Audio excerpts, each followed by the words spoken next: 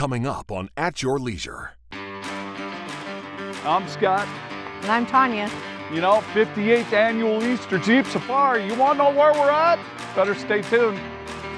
And I'm Reece Stein. Coming up, that European travel destination you've always dreamed of, Bulgaria. What? Wait till you see the pictures. I'm Will Oxley. Cove Motorcycles has taken the Dakar Rally by storm. But if you want to compete, it takes more than just a great set of wheels.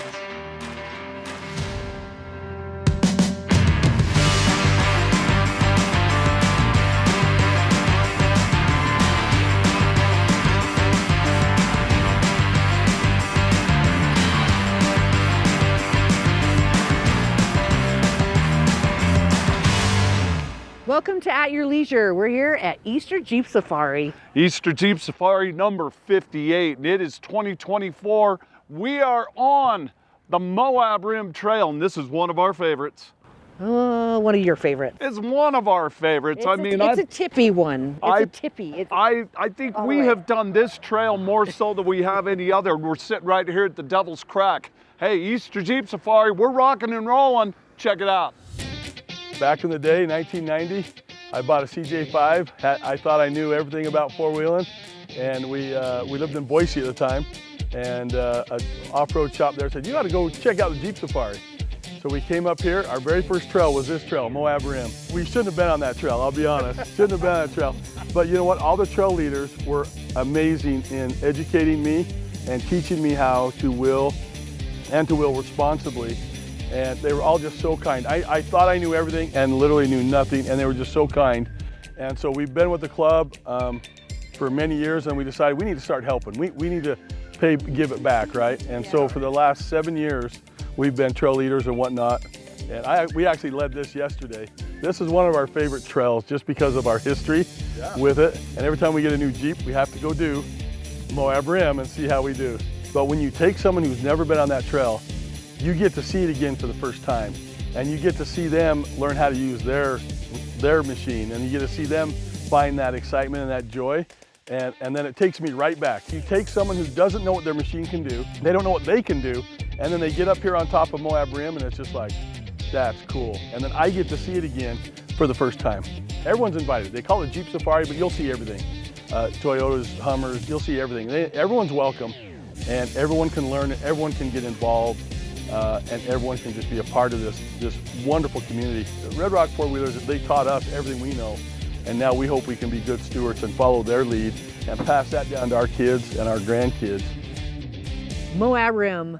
This is amazing, especially in my own Jeep. This is so cool. Yeah, you're digging it, aren't you? I am. You know what, everything was worth it, because if you remember on a past episode, I was down here trying it out. Yes, and you didn't know about it at the time, but now know. that secret has been exposed. Hey, you know what, the Moab Rim Trail, the consequences of making a mistake on this trail are serious. So therefore, this is a high rated, and we're just enjoying it, and everybody's taking their time. We're having a good time. We're moving along. Tipping next to the river. Right next to the river. Well, what's the worst thing if we fall off the edge? We just take a swim? We're going to end up in the river, yeah. Yeah, we're just going to go for a swim. I'll pass. Yeah. I will pass on that today. Hey, the consequences of making a mistake on this trail are serious. So we do take it serious, and safety is always the first concern. But we're working our way up. We're at the Z-turn on Moab Rim, and this is just beautiful up here. While we're checking out this beauty and we're getting everybody up the Z-turn, you guys check out this first story coming up. I'm Reece Stein, at your leisure, in Sofia, Bulgaria. Now, this may be not your #1 spot, if at all, on your where-to list, but it's a magnificent capital with spectacular architecture, great food, and a complex history it's trying desperately to uncomplicate.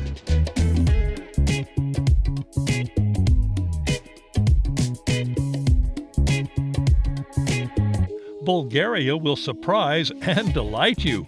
Anchoring the eastern Balkan peninsula, Bulgaria is the crossroads of travel between Europe and the Middle East. Its capital of Sofia is the beautiful and increasingly modern city that still honors its 9,000 years of human history. From this 2,000-year-old church from Roman times to this massive Alexander Nevsky Orthodox Cathedral built in the early 1900s, it is one of the 50 largest Christian church buildings in the world. Its 34,000 square feet can hold 5,000 parishioners. Down the street, the gorgeous onion-domed Church of St. Nicholas, built in 1914, is the official church of the Russian embassy. Bulgaria slipped behind the Iron Curtain after World War II and today still struggles to shake off 43 years of communist oppression. The Largo complex in Sofia's central square housed communist headquarters. Renamed Independence Square, all the hammer and sickle symbols have been erased, and where a red star once adorned the central party house, the Bulgarian flag now flies. But in a city park, fenced off behind the half-pipe, a familiar reminder of those dark days. It's one of the last remaining examples of communist military artwork in town, and they don't quite know what to do with it. Is it a symbol of evil or art worth saving? In recent years, local taggers think it at least needs some dressing up. Next morning, we head for the hills and the jewel of Bulgarian attractions. The Rila Monastery, dating from the 14th century, is the most important religious site in all of Bulgaria. For centuries, Rila has been important to the spiritual, artistic, and social life of Bulgaria. Rila was destroyed by fire and rebuilt in the early 1800s as a symbol of Slavic culture following years of Ottoman occupation. We are struck by the artistic zebra-striped arches with 5 stories of 400 monastic cells. The tower, built in 1334, is the sole survivor of the fire. The 5-domed central church, the Nativity of the Virgin, dates from 1837. And the beautiful mosaics cover the walls inside and out. The temple has 3 altars and 2 chapels adorned in gold leaf. The spacious grounds absorb the throngs of visitors to this remote hideaway. The surrounding Rila Mountains are the highest in the Balkans, and the Rila River has kept the area lush and thirst-free for 1,000 years. Rila is definitely an attraction worth seeing. Next day, we book a short trip into the hills south of Sofia to the tiny Boyanic Church, a great example of medieval architecture begun in the 10th or early 11th century and another World Heritage Site. It owes its fame to the 240 frescoes, some dating from 1259 AD. Today, the cramped interior is protected with air conditioning, and only 8 of us are allowed inside at a time, and then for only 10 minutes. From Sofia, a 2-hour drive through the lush spring countryside takes us to Plovdiv, Bulgaria's second city, settled some 8,000 years ago. It's the 6th oldest city in the world. Spartacus came from this area. On one of the 7 hills, Romans built this amphitheater in the 1st century. It's in pristine condition and still used today. The stadium, built in the 2nd century, was longer than 2 football fields, and today's lies mostly beneath Plovdiv's modern pedestrian street. A model shows off its 30,000 marble seats. Over a mile long, Plovdiv's main street is Europe's longest pedestrian mall. A favorite for locals and visitors, it features shopping, dining, even gaming, and is the city's favorite place to chill. At the far end, stroll through the remains of the Roman Forum, a relaxing, shady park with plenty of distractions for the kids. With its rich history, stunning landscapes, and vibrant culture, maybe you should consider Bulgaria for your bucket list. Reece Stein with Marianne with this week's Where To adventure in ancient and renewed Bulgaria.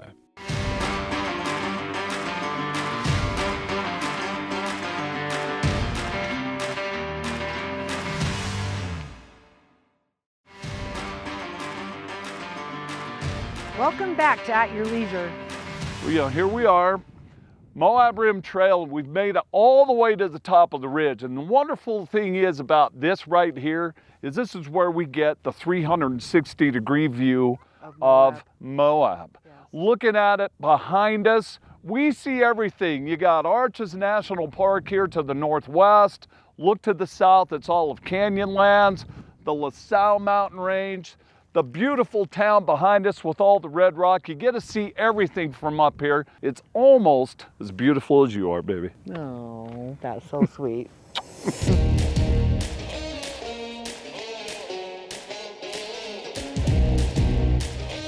We did the Moab Rim Trail today, and my job was to lead the group of 17 Jeeps up the trail, and we had a great time. It was so much fun. We had no problems, no accidents. Nobody broke anything. I think the reason we kind of picked to come to do Moab Rim was to have the trail bosses with you to guide you through and spot you and know all the tricks. And any kind of Jeep event I've ever been to, including Jeep Safari, everybody's super helpful, and you know, at the end of the day, we're all here to have fun and enjoy ourselves. And I've never met somebody that wasn't helpful and great, and you know, a lot of fun. So having the trail guides and all the experience that they provide, you learn so much. And even if you're doing a basic trail or you want to try something tougher, they're gonna show you everything you need to do, and once again, what your vehicle can do. Don't doubt your fears. Definitely put yourself outside of your comfort zone, but also trust the folks that are here. So Red Rock Four Wheelers does a great job at helping with not only their trail leads, but also teaching them how to help us learn what we're doing. So even today, like I said, I've never done this trail here, but I know my spotters know what they're doing. They're all very experienced, and I just know I got to put my tires where I need to and crawling right up everything. So don't second guess it. It's a whole lot of fun. The exposure here is great. The camaraderie in the family. No one knows anyone when you're on the trails. You just get out here and you have a lot of fun, and that's the importance of it.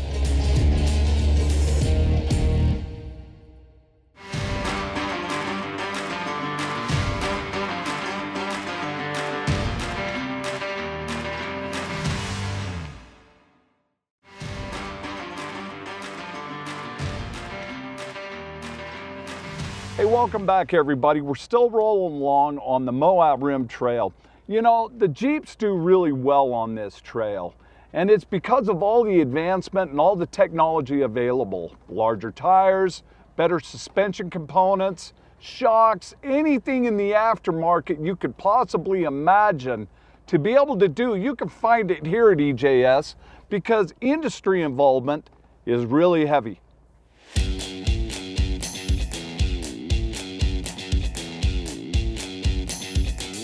just seeing all the different Jeeps and options, and you know, really being able to piece my Jeep together. Just some cool upgrades that I'm looking at. You know, having a 4xe, it's newer. You know, it's like, what lift do I get? What spring load do I get? You know, how high should I go? What's gonna affect the battery? But just having other people here with bigger tires and lift kits, and you know, just seeing what they've done with the 4xe has been really neat, and you know, more motivating for me to make a decision on what I want to do. There's new stuff every single year. There's something like completely different. I think a Jeep is just a project that never stops, so it motivates me there. I do like changing it up here and there. I just put new wheels on it, so it's a big motivator to see all the new stuff coming out. And then come out here and you get to see, you know, which tires are doing better than others and stuff like that. And so, I mean, it's a great opportunity just to look at what other people have, how they've built their rig. On the trails, you're able to see how capable different things are, learn more about what products are, because we can always see them being posted on social media or even through different websites, but it's a matter of being able to see them in person, getting that hands-on experience with it. So it's a great opportunity to just do a little bit of a Jeep envy and shopping while you're at it. Just make that list a little longer. I love the vendor show. That's a great show, and I like to support businesses that support me. Let's put some investment in keeping the trails open, and teaching. The education is huge. People that don't know, they'll just go anywhere. We got to educate them, and I think a lot of the vendors that you see at the vendor show are just that. They want to support us, they want to be involved, and then it creates that community where we're all on the same page, and we want to educate and support one another, and I love that.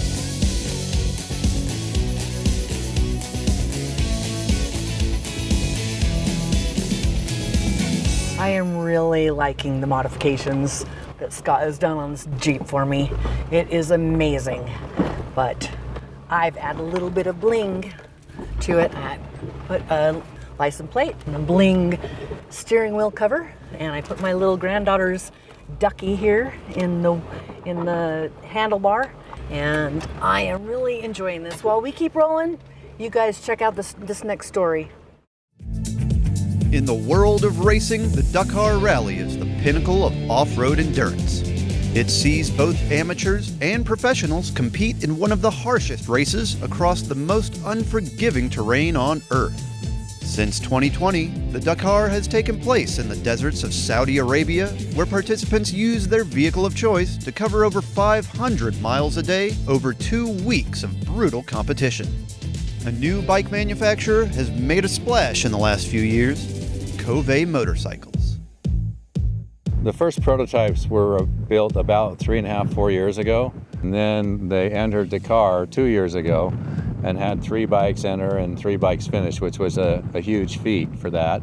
And the thing with Dakar is, I mean, it's really known as the toughest race in the world. You know, it's 12 or 13 days of riding. These guys are going, you know, 80 to 100 miles an hour and navigating on a road book as they're doing that. It's incredible next level concentration that, you know, very few people in the world can do.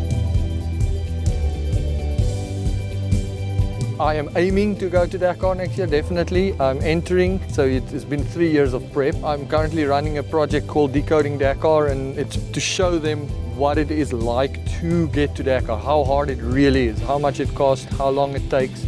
And part of that is, am I going to do it? Can I do it? I just competed in a World Rally Raid Championship round in Abu Dhabi, and that should have given me enough points, but it's still not a given. You know, if I don't get accepted for 25, I will go in 26, so it's a path that I'm on that I'm not going to stop.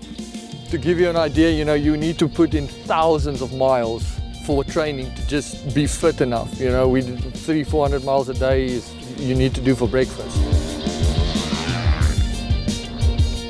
We took those racing aspects of it and made it into kind of more of an off-road focused, lightweight adventure bike that can work for the common guy instead of spending $30, $40 to $150,000 on a rally bike. So it gives people a lot of options.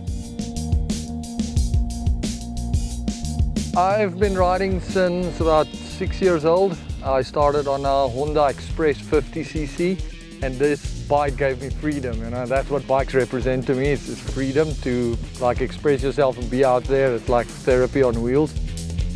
And since 2017, I've focused on introducing rally to people and making them understand what the sport of rally is about, how it actually works. And the biggest thing that sets rally bikes apart is their fuel capacity. There's stuff like suspension and engine performance, but what makes these bikes special is that they have 3 tanks, and that allows you to go into places that you would not normally go because you have enough fuel on board. And while a great machine is crucial, the endurance and navigational skills of the rider are what put you in the winner's circle. It's not a closed course and it's not a marked course, so you have no idea where you go, and you have a book called a road book, and the road book depicts your route that you have to find. And the way that I explain it to people is it's geocaching for grown-ups on motorbikes. It's, you know, kind of like treasure hunting and geocaching and racing and all combined in one. And you know, you see grown men cry. You know, it's an insane sport. Rally gives us the opportunity today to live like the adventurers of old. You know, we can go and put ourselves in a controlled environment, in a stressful scenario, and eventually measure ourselves to see if we have what it takes. Because you basically collect virtual coordinate checkpoints. You just need to be a navigator. And myself, I'm not one of the fastest guys out there, but because I'm good at navigating, I can compete with the fast guys because the roadbook warns you of dangers, of gates, of T-junctions, of stops. So it allows you to ride safer, faster. I just love the getting out and the exploring and the adventure that these bikes give you. The 300-mile range between here and Nevada, there's a lot of open terrain. It's a lot of fun.